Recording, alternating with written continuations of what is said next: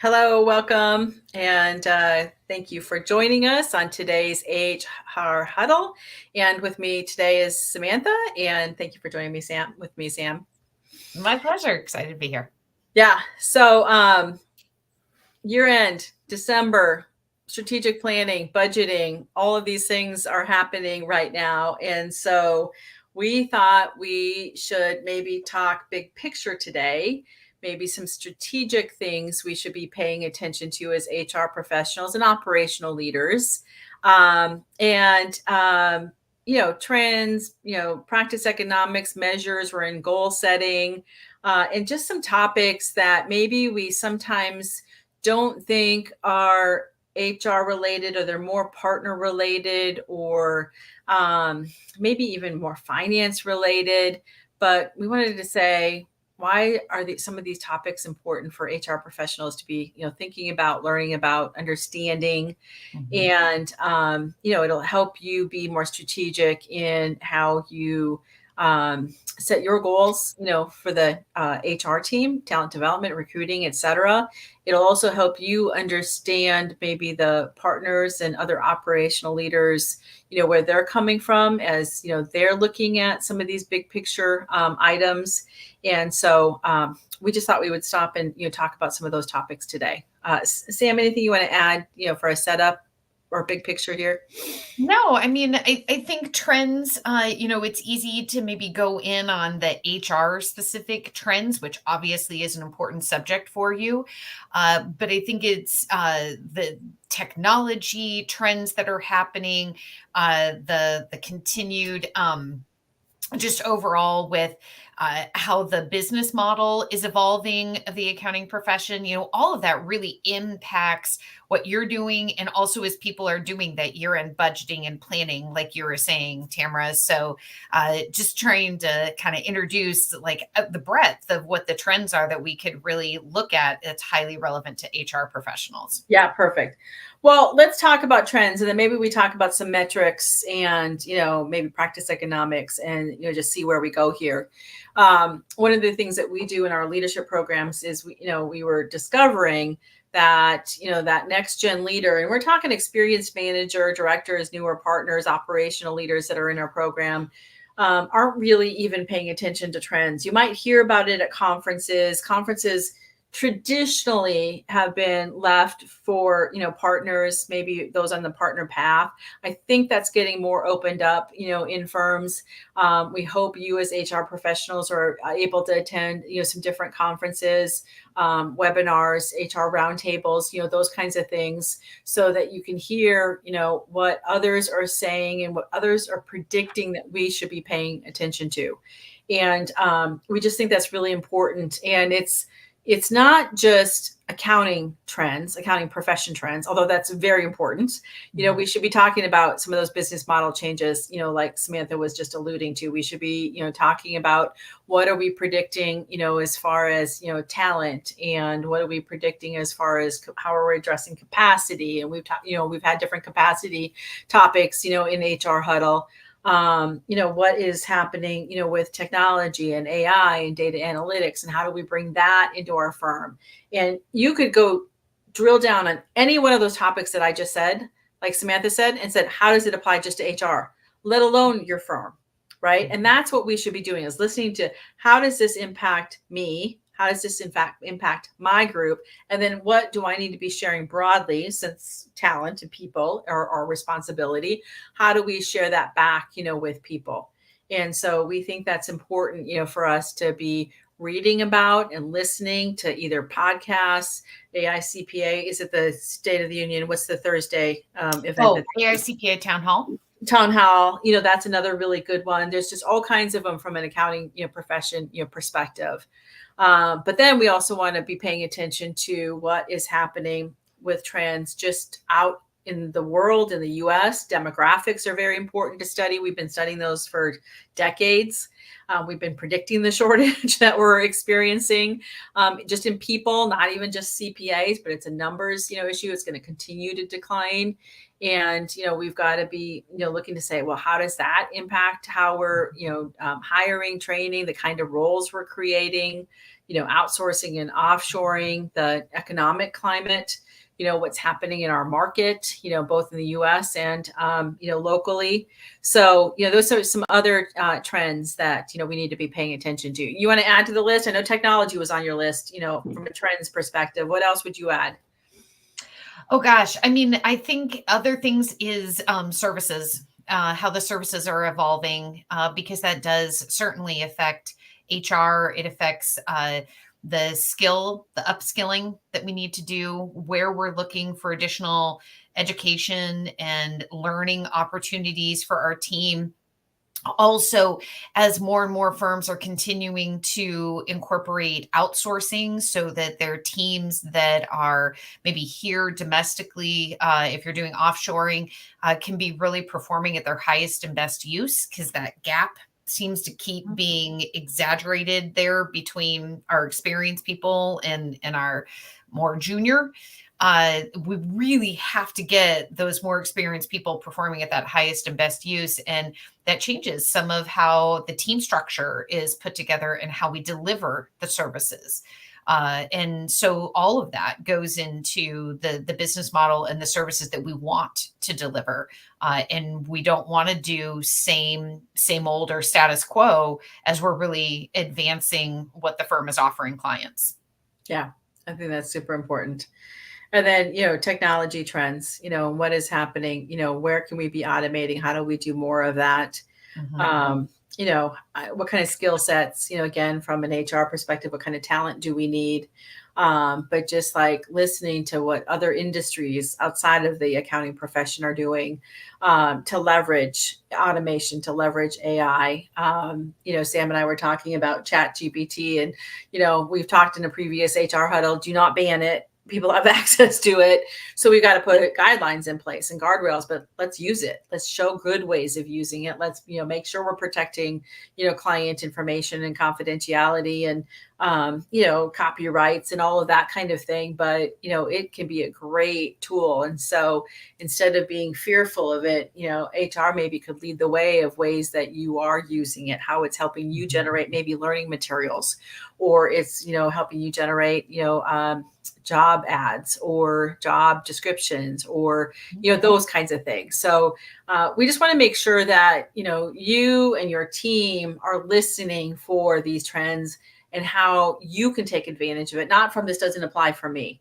Sometimes we can get so busy, we can relate, we can get so busy, heads down in all the things that we have to do and all the different initiatives that we have, that we're not taking the time to lift our heads up and listen and read and share information, and maybe have a conversation with it, I don't know, every other month or once a quarter, that you have a trends conversation, and have people bring what they're sharing, or listen to a podcast together, or listen to a recording of a webinar, that you might share, and just say, how does this apply to us? And specifically within HR, but how can we share with other operational team members, so that from an operational perspective, we're all on the same page and we're helping forward what the leadership team, the partner group is, trying to progress.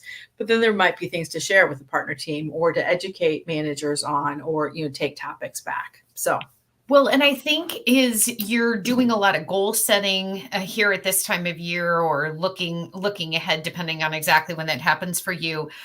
Make sure that there is a goal for a subset of individuals, so that they're looking at those trends, they're checking out the technologies, because, as you know, a statement I just heard at a conference I was just at, where we were really talking an awful lot about the technology, is that it's easiest now to stay aware of, especially things like artificial intelligence and what's happening. And it's happening so fast that if we wait, then it's just a mountain of stuff we're trying to wade through and find application. Whereas if we're kind of keeping pace with how the technology is emerging and what else it's doing within the profession, it's easier and more manageable to stay on top of what's happening. So with a goal, I would encourage that you have at least somebody maybe in each service line. Don't abdicate it to the IT team alone, because they don't have the same perspectives of what application could be when Mhm. you are letting each service line really get an idea and start dreaming of what it could do for their processes or the service that they want to offer, what they could do for clients, and that kind of thing. And so that's one that I would really take to this whole discussion on trends is make sure there's a goal on it. And I heard Carla McCall, who is the future, or currently she's the vice chair of the AICPA, going to be the chair coming up. And that was one of the things she said is, there are goals that they go through, and each quarter when she meets with all of her leaders, she lets them give an update. But she said there's always two things she checks in on, and one of them is around that trends and that automation, and really holding that accountability to make sure somebody in each of those service lines is keeping a pulse of what's happening. So it is a really valuable area where it might feel like, oh, that's a nice to have. Right. It's so important because it drives so many things. Yes. I love that, Samantha. And I think, along that line, two things. One is you're talking about goals. Let's talk about metrics. Mhm. But tied to that is what you focus on is what people are going to do. So Carl is focusing on, hey, what are we doing with data automation and technology? And, we're having to return, and report back on that. I think that's so important that what we're measuring, what we're talking about, what we're checking in on or inspecting, if you will, Mhm. is what people are going to put their attention and time in. So, and that's another one, that we have been doing a lot of education and learning programs on. We've got one coming up this Thursday, and that's understanding practice economics. And what are those levers and dials that make a professional services firm successful? And there's some historic measures and metrics, a lot of financial, metrics that are hours based, and we need to understand what those are so we can understand how we've traditionally measured, but also what are some of those more future focused metrics and measures that are results based that we Mhm. should be moving towards so that we're not as reliant on hours. Because back to my point I just made, what you focus on is what people are going to then give you. And so if we're overly focused on hours or charge hours, then we are going to um, be at risk of less time training people, less time delegating to people, less time on business development, less time on proactive client, reach out, client meetings, existing client meetings. So, because what they're measured on and maybe even then paid on in a bonus is chargeable hours. And so we don't want to overemphasize hours based metrics, which we have traditionally done realization, chargeable hours, utilization, those common metrics. Now, even beyond that, you need to understand what those metrics are. How do we come up with those calculations? Why have they been important? What have they told us? And so, again, that's a great conversation for your HR professionals and all operations team members to make sure we understand those metrics. It's not just, finance metrics, it's or partner metrics or shareholder metrics. We need to understand why these are important to professional services firms. And then we would take it a step further and say, okay, then what are some of those future based, results based metrics, measures that we should be focusing on so we can move away from the emphasis on time, which all that is data in. That's just, production. It's not telling me what result I'm going to get. And Yep. so we have to say, what's the balance and how do we continue to move towards projecting, what results we're going to get. Yeah. I think it's so valuable when you're talking about kind of that current state versus that future state metric, because I've been in some recent conversations about succession planning, right? And in hearing some of the dialogue happening between those who are looking to retire and those that are looking at coming in and taking over the practice, right? Or buying out the practice or whatever the arrangement may be. But that's really one of the things that I've been seeing some light bulbs going off for some firm owners is the recognition that they're saying, the profit isn't the thing that we can say whether the firm is healthy or not, because they focused on the profit for a number of years, and we've got good profit and we've got good profit. But they're at this transition point in leadership and in the practice. And what's happening is now the profit doesn't pay off with getting somebody else to be able to take over, because they don't have people that are ready. They don't have people that had the transparency of even how to run the practice. So there's fear in, what does this mean? And what is this going to cost me? And how would I even step into your shoes? And all of those things, because we've kind of focused on this one. We haven't focused on the investment into the future. And we also haven't been very transparent of what are these measurements and how are we driving this practice forward, and then wanting somebody to come step in. So, I mean, there's the HR aspect of that, because HR is a huge component in helping people with this transition, right? The retiring person tries to manage it on their own, but they really need support and help. But then you also have just, what else are we looking at besides, do we have a profitable practice and who wants to buy this profitable practice? It's not the only metric. And it's just been interesting hearing the conversations where people are realizing we didn't do ourselves a favor when we put too much emphasis on the current state metric. Yes. Growth is another one that we can overemphasize without some parameters around it. Because if we just measure top line growth, then I can just say yes to everybody, and it's not necessarily the right client. We haven't defined the ideal client. We don't have client acceptance procedures in place.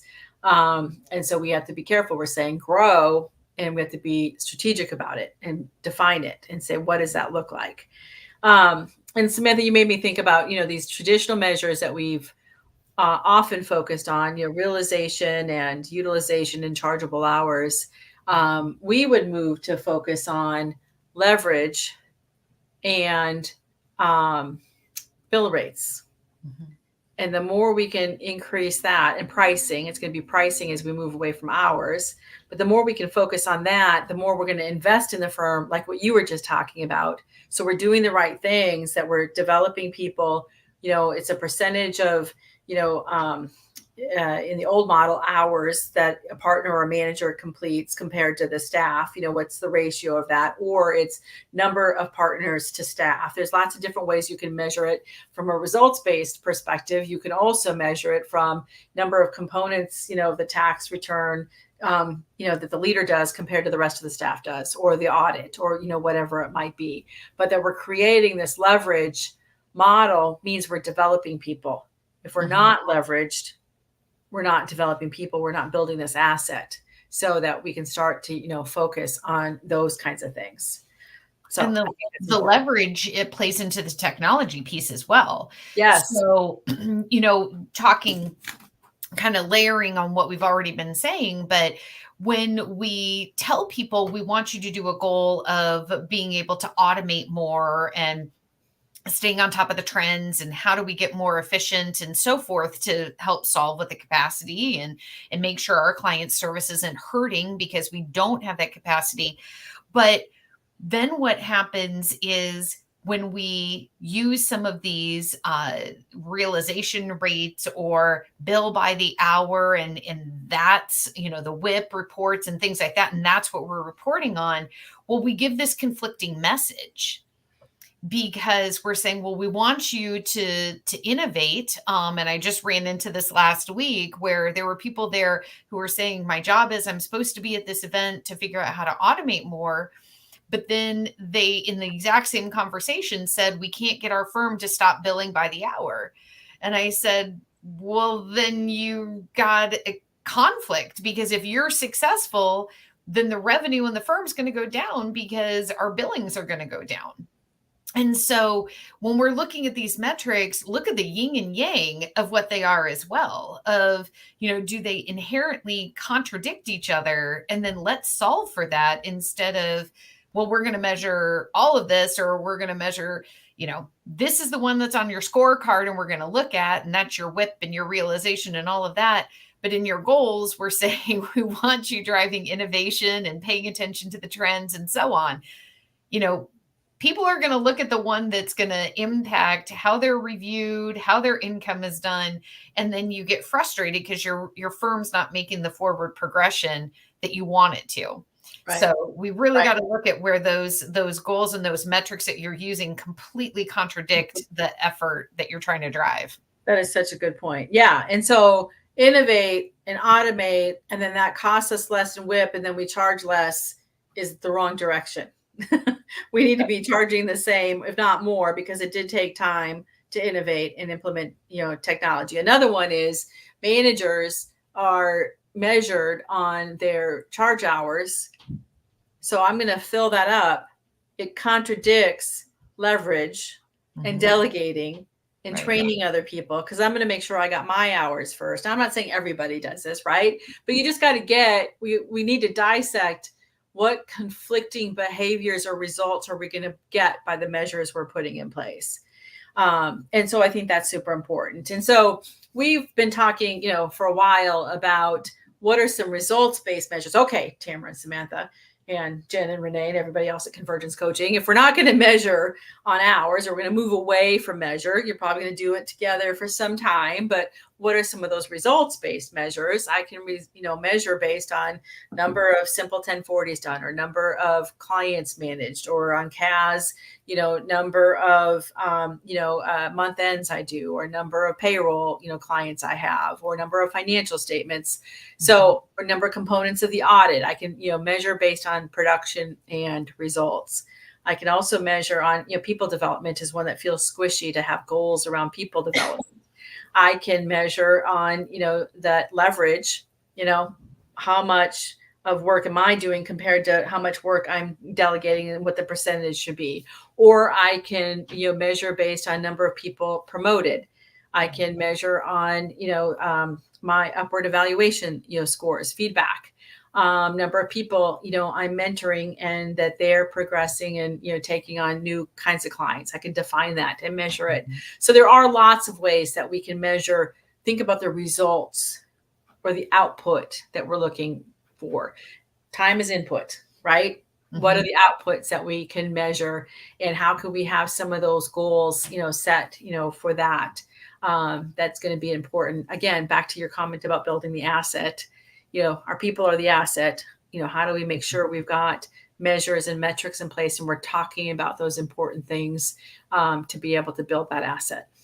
Definitely.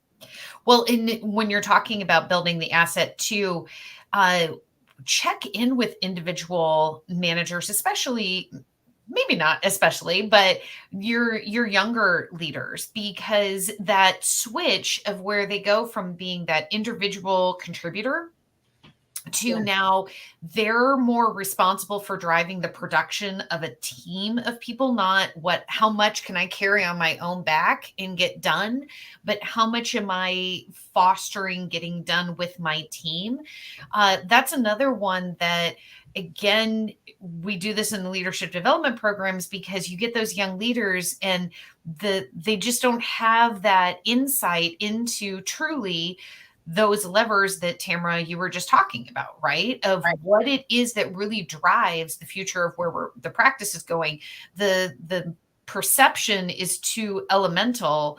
And so it really keeps them operating in a way, well, if I just keep doing more, or if I just fix it and I don't give those review notes, and so you may have most of your managers or your supervisors or your partners performing really well, but check in with individual ones, make sure that they have a good understanding, because you can get these outliers in your firm that aren't running their teams very efficiently or effectively because they're just not aware. And maybe they slip through the cracks in learning about the economics of the practice and how they're trying to run and manage their teams. So where we're talking about building up everybody under those leaders, don't forget about some of the leaders that sometimes we think they know that, but they miss it along the way.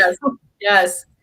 Which is why it's important for you to understand it, because that is one thing you can do to help them, from an HR perspective, and goal setting and just leadership development. We would love to see you, on our webinar on Thursday, or check out the practice economics recording, on our website. But any of our educational topics and, learning programs or others around the profession, make sure you're plugged in and you're learning about these things.